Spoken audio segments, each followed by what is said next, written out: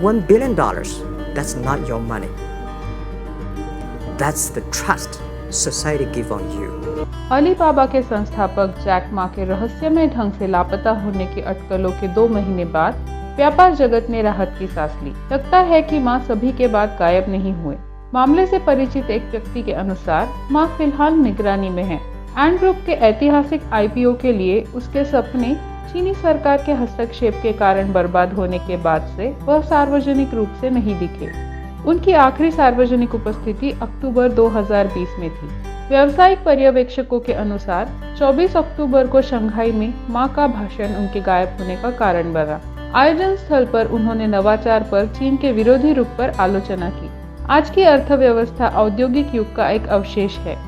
हमें अगली पीढ़ी के लिए एक नया निर्माण करने की आवश्यकता है। वर्तमान प्रणाली को सुधारने की आवश्यकता है, ऐसा मा ने कहा। अगले महीने मा को इसके लिए भारी कीमत चुकानी पड़ी।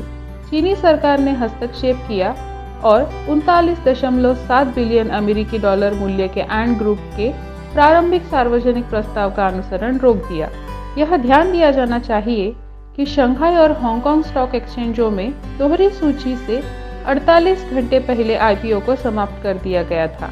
उस समय आलोचकों ने कहा था कि एंड समूह के चीनी सरकार के डर से सरकार नियंत्रित बैंकों के लिए एक चुनौती बन जाने के कारण यह कदम उठाया गया। ऐसी अफवाहें भी थी कि सरकार समूह पर कब्जा कर लेगी। नवंबर में मा को उनके टैलेंट शो अफ्रीका के बिजनेस हीरोज के अंतिम एपिसोड के जज के रूप में प्रदर्शित होना था, जिसने अफ्रीकी उद्यमियों को $1.5 मिलियन का नकद पुरस्कार दिया।